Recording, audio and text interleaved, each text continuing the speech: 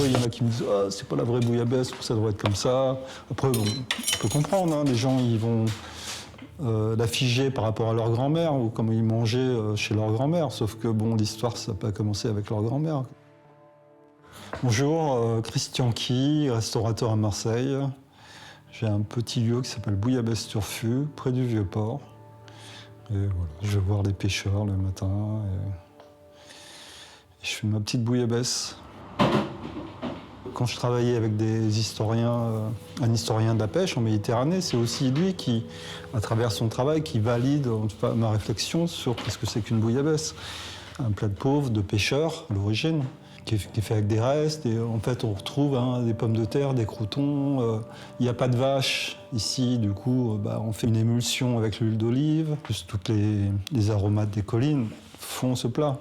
Malgré tout, vous allez quand même manger des croûtons et des pommes de terre dans un produit qui peut être luxueux, parfois.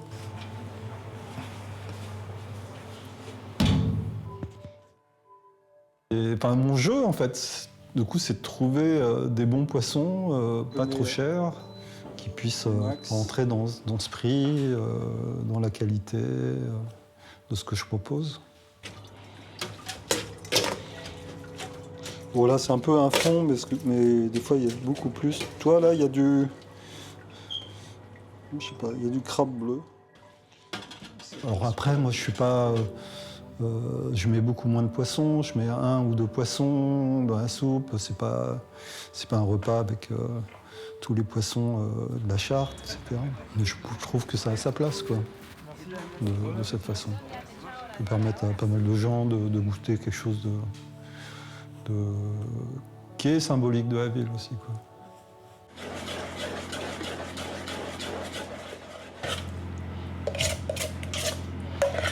Juste au-dessus. Je suis parti à l'âge de 18-19 ans à Londres, et du coup en cuisine, à assister à un cuisinier. Après, j'ai continué à faire des pizzas, à bosser dans des petits restos. Et après, j'ai commencé à faire des jardins. J'ai commencé à faire des cours du soir sur les jardins, l'horticulture. J'ai fait une année prépa en horticulture, paysage. Et ensuite, je suis parti à l'université de Leeds, dans le Nord, pour faire des études d'architecture et de paysage. On m'a offert de travailler pour la ville de Marseille sur des réhabilitations de quartiers dans les quartiers nord, avec la participation des habitants. J'ai bossé une dizaine d'années dans pas mal de quartiers. Et à un moment, j'y croyais plus à ce que je faisais. Notamment, c'était compliqué politiquement, en fait, aussi. S'il n'y a pas d'investissement sur les quartiers, en termes de gestion, en termes de projet, j'ai préféré arrêter.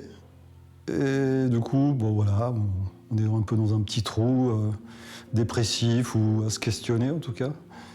Et je me suis dit, qu'est-ce que j'aime bien faire quand je vais pas bien? Et du coup, c'était la cuisine et lire.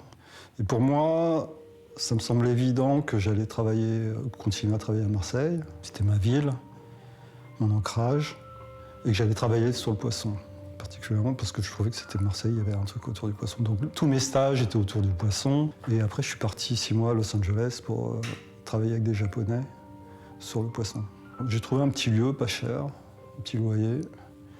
J'ai fait mon premier lieu qui s'appelait Sushiki.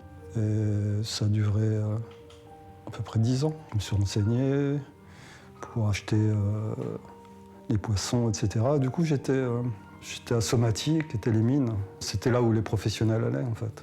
Et j'ai pas aimé, en fait. J'ai pas aimé l'ambiance, j'ai pas aimé les gens, la relation à l'argent. C'était pas mal de cette sorte de grands hangars avec des caisses en polystyrène, avec les poissons dans la glace, tout ça, quoi. Et puis un soir, j'ai pris tous les menus, j'ai jeté à la poubelle. Et je me suis dit, je vais aller au Vieux-Port et on fera avec ce qu'il y a.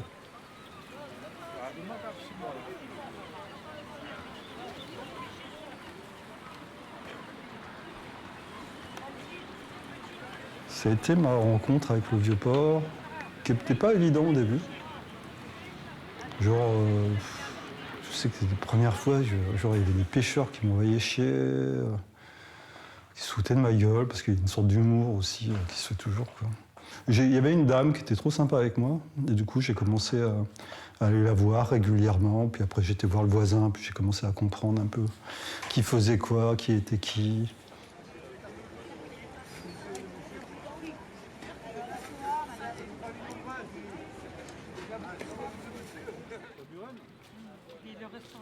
Et en fait, le Vieux-Port, moi je trouve ça un lieu incroyable parce qu'on a tellement de communautés de Marseille qui viennent faire leur achat.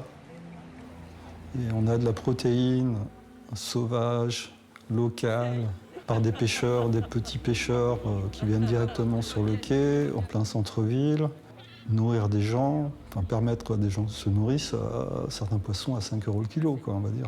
Donc oui, on peut avoir des poissons pas chers qui sont peu considérés et qui sont de très bonne qualité.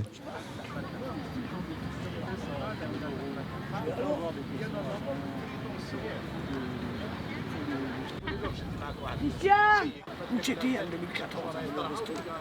Au Kama. Ça s'appelait Sushiki. Ici, Et au début, tu vois, je voyais Janine, parce que c'était la plus gentille. Et après, j'ai commencé à vous voir, à me faire insulter par vous. c'est normal. Et voilà. C'est normal qu'on ait su. Bonjour. Allez, lesquels? Allez, les plus gros, ouais, peut-être qu'à faire. Et voilà. Vous n'êtes pas bon.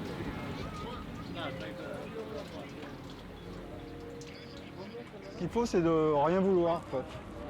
C'est que tu vas un peu libre et puis tu vois ce qu'il y a. Et toi, je savais pas qu'il y avait. Et puis tu fais un peu ton menu sur le quai.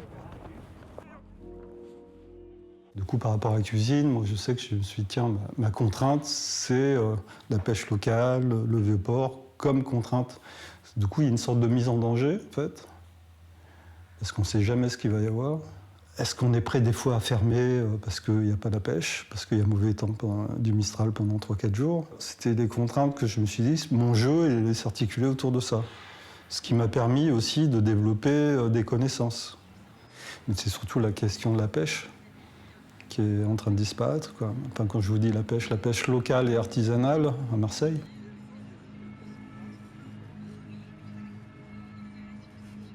Si vous allez sur le port, vous verrez la plupart ont plutôt 60 que 30. Donc moi, je les vois disparaître les uns après les autres. Et après, sur les espèces, on voit des espèces s'écrouler. Mais c'est assez soudain, en fait. Hein. Vous allez une année, hop, il n'y a plus la galinette, il n'y en a plus. Donc après, les scientifiques l'expliquent que voilà, il y a un moment où si vous travaillez trop sur les gros reproducteurs, à un moment, hop, ça risque de s'écrouler.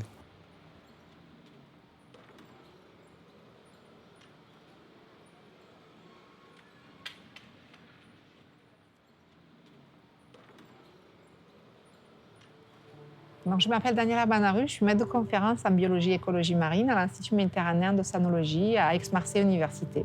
Mes travaux sont focalisés sur le fonctionnement des écosystèmes marins. On essaie de comprendre comment ces écosystèmes fonctionnent à partir des producteurs primaires, ceux qui synthétisent la matière organique, les petites plantes marines si vous voulez, les micro-algues, et derrière comment cette matière organique est transférée dans les réseaux trophiques jusqu'aux pêcheries, jusqu'aux humains. Donc on essaie de comprendre ces changements et de proposer des solutions pour améliorer au mieux le fonctionnement des écosystèmes marins. Bizarrement, en fait, j'ai rencontré Daniela avant d'être sollicité par le parc, où j'ai vu une de ses thésardes sur le quai. En fait, elle travaillait sur la diminution de la taille des sardines à Marseille. Moi, ça m'intéressait de savoir pourquoi il y avait moins de sardines en taille et en population. Christian, il va vers une cuisine adaptative. Il est très ouvert, hein. Donc il s'est intéressé à nos recherches. On a fait des rencontres, on a fait des projections, et il est venu au laboratoire. Et à partir de ça, on a fait des ateliers ensemble avec le Parc national des Calanques où justement on a essayé d'envisager comment faire en sorte que la cuisine ouvre cet état d'esprit des gens vers une consommation différente, comment le parc pourrait y contribuer. Donc on a goûté justement des espèces très différentes. Voilà, il y a plein de manifestations dans lesquelles on se retrouve parce qu'on se rejoint au niveau des idées en fait. Donc on continue à travailler avec certains scientifiques sur des espèces invasives, sur des questions aussi un peu de mise en relation entre les mangeurs et les connaissances qui sont données, quoi. Nous, scientifiques, on a des séries de données, on a des recensements, on a des comptages, on a des données de biomasse, si vous voulez. Pratiquement en permanence, on a un réseau national d'observation dans la baie de Marseille. Et depuis plus de 20 ans, on analyse des séries de données et on voit ces changements. On voit ces changements au niveau des organismes microscopiques. Par exemple, avec moins de nutriments, les cellules qu'on appelle du plancton, les premières petites cellules qui sont à la base de la chaîne alimentaire. Ce qui se passe, c'est que ces cellules, même très petites, sont de plus en plus petites quand on a moins de nutriments. Et les petits organismes qui se nourrissent avec sont moins nombreux, moins abondants. Ils changent aussi, ils ont moins de qualité alimentaire pour les poissons. Et donc derrière, les poissons vont souffrir, si vous voulez, de cette carence alimentaire. Il y en a certains qui vont rester petits, certains qui vont être plus maigres. Et plus globalement, on a moins de biomasse exploitable avec des poissons de plus en plus petits, voire certains, comme la sardine, qui sont en dessous de la taille légale d'exploitation. Donc les pêcheurs ne peuvent plus pêcher. Et donc nous, en gros, le message, c'est qu'il faut qu'on s'adapte à ces changements. Parce qu'on ne peut pas revenir en arrière sous la politique de l'eau. On ne peut pas faire grand-chose à notre échelle au niveau du changement climatique. Donc il faut voir comment on fait pour que nous, en tant que consommateurs, on s'adapte à ce changement. Et du coup, ce qui est intéressant, c'est quand même, on a beaucoup d'informations sur ce qu'il faut manger, pas manger, etc. Une question un peu globale. Mais là, on a des informations quand même locales par des scientifiques locaux sur ce qui se passe ici et comment on peut... en tout cas, après, ils ne sont pas toujours d'accord, les scientifiques, il peut y avoir des débats entre eux. En tout cas, voilà, ça peut se discuter, se confronter, et les mangeurs, en tout cas les gens qui habitent à Marseille, ils peuvent aussi entendre des choses et faire leur propre opinion ou décision autour de ça, quoi. Je trouve que c'est important de communiquer ça parce qu'en fait, notre mode de consommation peut agir sur, derrière, l'état des ressources, sur l'état des pêcheries, etc. Donc je le fais plus par conviction personnelle et parce que ça m'amuse et que j'aime le poisson. Cette connaissance, cette construction politique autour de la cuisine, moi, ça m'a aidé à réfléchir à ce que je faisais, comment j'allais le faire, et les chemins, parce que j'ai toujours fait de façon un peu aussi intuitive et humaine, parce que je savais que c'était là où, humainement, et pour parler du Vieux-Port, qu'il y avait des choses qui se passaient. On pouvait aussi s'amuser, être au regard de la beauté, des choses comme ça, en fait. Pas forcément des questions politiques, mais un peu plus poétiques, en fait.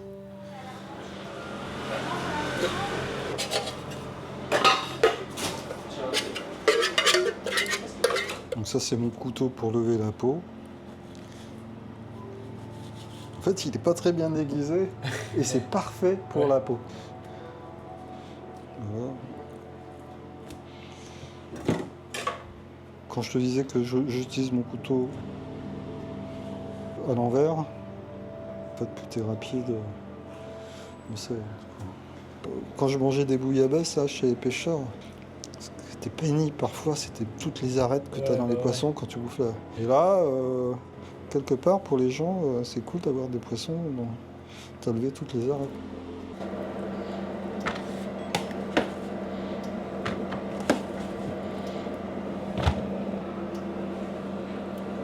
J'ai rajouté la spiruline dans l'huile d'olive. Ça, c'est un peu trouver la bonne onctuosité pour que ça soit un peu nappant. C'est les verres des poireaux là que j'utilise.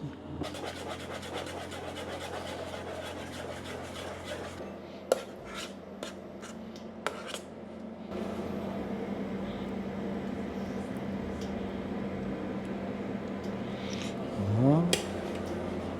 Du coup là, je rajoute un peu sur les parties qui n'ont pas été où il n'y a pas eu de rouille. Du coup, je rajoute un petit peu de cette sauce. Tu vois, les baies roses, en fait, c'est un arbre que tu trouves partout dans Marseille maintenant. Toi, du coup, j'en ai ramassé toi, autour de chez toi, autour du stade Vélodrome, autour à l'Estac. Tu as plein d'arbres. Du coup, toi, dans cette idée qu'on parle de Marseille, de ce qu'il y a aujourd'hui, c'est des petits jeux un peu urbains, quoi, on va dire. Côté urbain de la bouillabaisse. Moi, qu'est-ce que j'apporte là-dessus Je sais pas, j'ai du mal à définir, mais Ouais, de faire des choses un peu plus, parfois, redescendre, de ne pas chercher forcément de faire de la gastronomie, de s'amuser, et de le faire aussi avec des petits moyens. On ne peut pas se permettre de rester figé sur une recette. La bouillabaisse à Marseille, c'est une cuisine des pauvres. La bouillabaisse a été faite avec des restes de poissons. Il faut que ça reste comme ça. Il faut que ça reste une cuisine abordable, populaire, adaptée à ce qui est disponible dans l'environnement. C'est peut-être une façon de changer la vision des grands cuisiniers ou des cuisiniers plus classiques pour leur dire ouvrez vos recettes à des espèces disponibles, abondantes, de saison, locales. N'ayez pas peur de faire ça. Et si vous expliquez pourquoi, je suis sûre que les gens adopteront sans problème ces nouvelles recettes. Le danger, c'est de figer les identités. Alors qu'il faut qu'elles soient vivantes.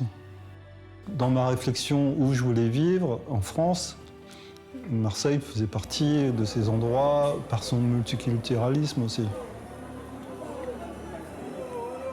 C'est une ville qui est populaire, donc qui a du caractère. Et je trouve que ça, c'est des valeurs quoi, qui font du bien. En fait.